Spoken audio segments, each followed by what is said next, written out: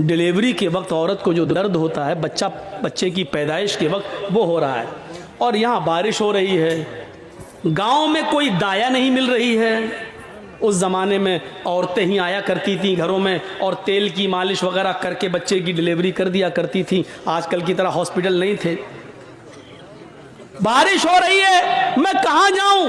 मेरी बीवी को दर्द हो रहा है, बच्चे की डिलीवरी का दर्द है, मैं परेशान हूं कि मैं कहाँ जाऊं। गांव में कोई दाया नहीं मिल रही है।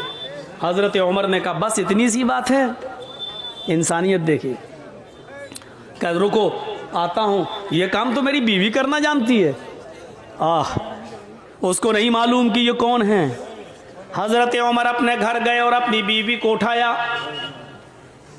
बीवी कहती इतनी रात में आप मुझे उठा रहे हैं, न सोते हैं न सोने देते हैं। कहा बीवी आज एक नेक काम है,